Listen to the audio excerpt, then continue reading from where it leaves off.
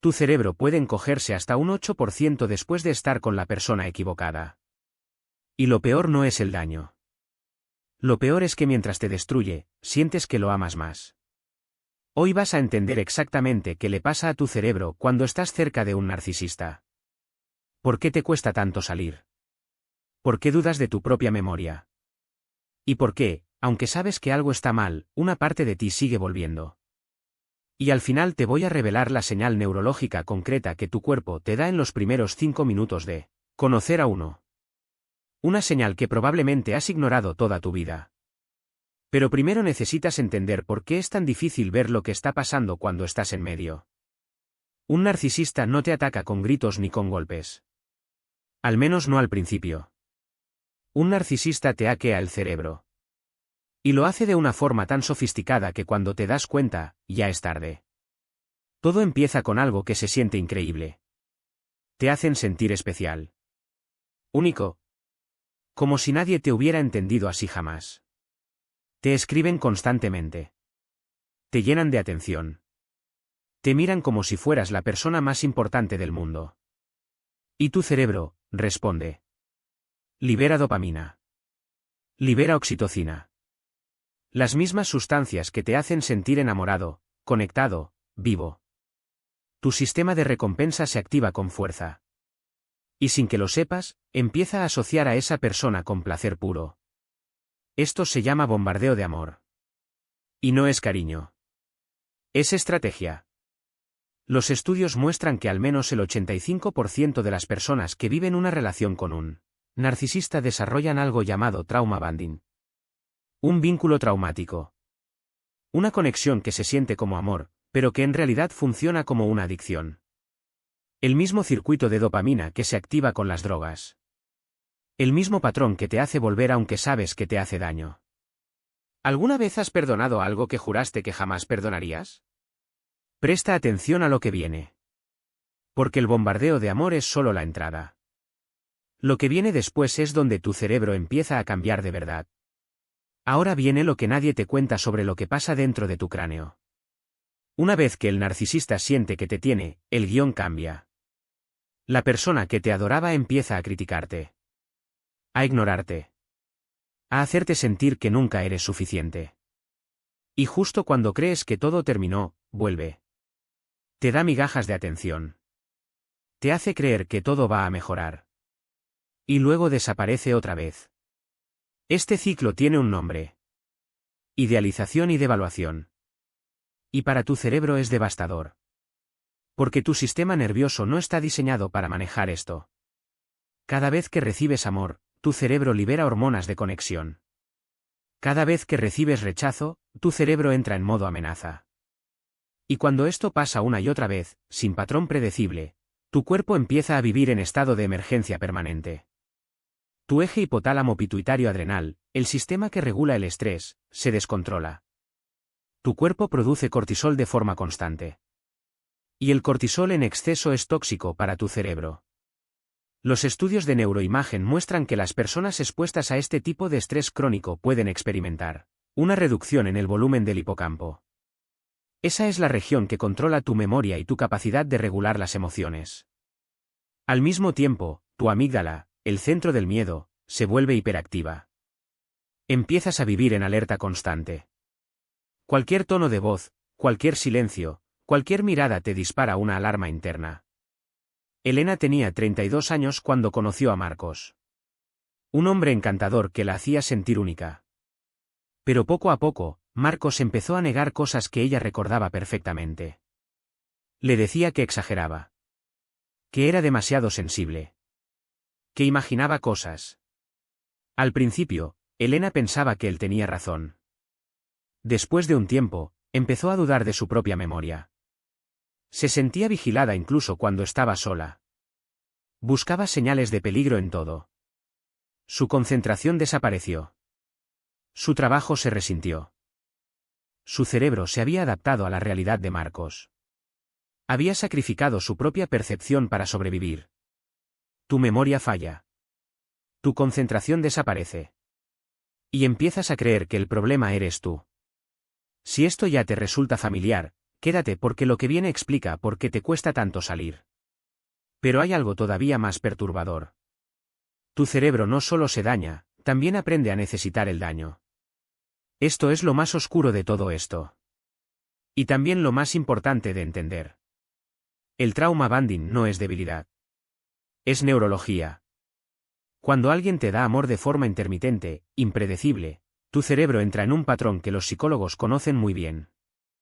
Es el mismo patrón que usan las máquinas tragamonedas.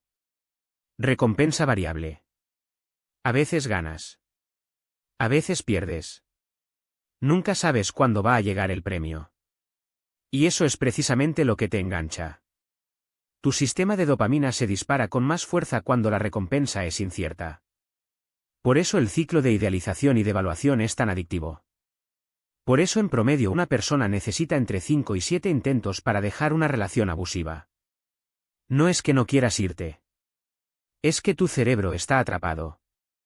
Javier tenía 28 años y trabajaba para una jefa que alternaba entre elogiarlo como un genio y humillarlo. En público. Se quedaba horas extra intentando complacerla. Cuando finalmente dejó ese trabajo, sintió síntomas de abstinencia. Ansiedad. Vacío. Como si hubiera perdido una parte de sí mismo. Su cerebro había aprendido a funcionar en torno a ella. Pero tu cerebro no solo aprende a necesitar. También aprende a sobrevivir. Hay una respuesta al estrés que casi nadie conoce. Se llama FABN. No es luchar. No es huir. No es congelarse. Es complacer. Someterse. Anticipar lo que el otro necesita para evitar el conflicto. Tu cerebro aprende que la mejor forma de evitar el dolor es convertirte en exactamente lo que el narcisista quiere. Y lo haces de forma automática. Sin pensarlo. No es cobardía. Es supervivencia. Y aquí viene lo que casi nadie sabe. No solo tu cerebro cambia. Temporalmente puedes empezar a actuar como ellos. Las víctimas de abuso narcisista a veces desarrollan lo que se llama sombra narcisista. Momentos de frialdad. De manipulación menor. De autopreservación egoísta. No es que te hayas convertido en narcisista. Es que tu cerebro está imitando las tácticas del abusador para defenderse. Es un reflejo oscuro. Una copia inconsciente. Como dice Gabor Maté, el trauma no es lo que te pasa. Es lo que sucede dentro de ti como resultado de lo que te pasa. Guarda este vídeo. Vas a querer volver a escuchar esto. Pero si todo esto es tan devastador, ¿hay forma de revertirlo? La respuesta te va a sorprender. Ahora viene la parte que nadie más te va a contar. Tu cerebro puede reconstruirse. Se llama neuroplasticidad. Y significa que los cambios que el abuso produjo no son permanentes. Incluso la niebla cerebral, esa confusión constante que sientes, no es un síntoma de que algo está roto. Es un mecanismo de defensa. Tu cerebro, ante una realidad tan caótica, decide reducir su funcionamiento para protegerse. Como un fusible que salta para evitar un cortocircuito. No estás fallando. Estás sobreviviendo. Y esa sensibilidad que te hizo vulnerable al principio, no es un defecto. Es un superpoder incomprendido. Tu cerebro es tan empático, tan capaz de conectar, que reaccionó con intensidad a la manipulación. Esa misma capacidad, una vez que la entiendes y la proteges, te convierte en alguien que puede detectar las señales de peligro antes que nadie. Sofía tenía 40 años cuando entendió que los dolores de su cuerpo, el insomnio, las enfermedades constantes, no eran casualidad. Eran el mapa de lo que su cerebro había soportado. Y entender eso fue el primer paso para empezar a sanar. ¿Y si todo lo que crees que está mal en ti, es en realidad la prueba de que tu cerebro funciona exactamente como debe? Y ahora sí. La señal que te prometí al principio. Tu cuerpo te avisa desde el primer momento. En los primeros 5 minutos de conocer a alguien, tu corteza insular procesa señales que tu mente consciente no registra. Una sensación en el estómago. Una incomodidad que no sabes explicar. Algo que simplemente no cuadra. Y la ignoramos. Porque la lógica dice que todo está bien. Porque la persona es encantadora. Porque queremos creer. Pero esa sensación visceral es tu cerebro detectando inconsistencias. Microexpresiones que no coinciden. Palabras que suenan demasiado perfectas. Tu sistema nervioso lo sabe antes que tú. El problema es que nos han enseñado a desconfiar de esas señales. A pensar que somos paranoicos. Que estamos exagerando. Pero Shakespeare lo dijo hace siglos, el infierno está vacío y todos los demonios están aquí. A veces el demonio sonríe. A veces te dice exactamente lo que quieres escuchar. Tu cerebro no está roto. Está respondiendo. Ha respondido a una situación diseñada para confundirte, para atraparte, para hacerte dudar de todo lo que eres. Y ahora que sabes cómo responde, puedes empezar a protegerlo. La próxima vez que sientas esa incomodidad inexplicable con alguien, no la ignores. Es tu cerebro avisándote. Es la señal que siempre estuvo ahí. Solo que ahora, la vas a escuchar. Si conoces a alguien que necesita escuchar esto, ya sabes qué hacer. Y si quieres seguir entendiendo cómo funciona tu mente en situaciones que nadie te explica, ya sabes dónde encontrarme.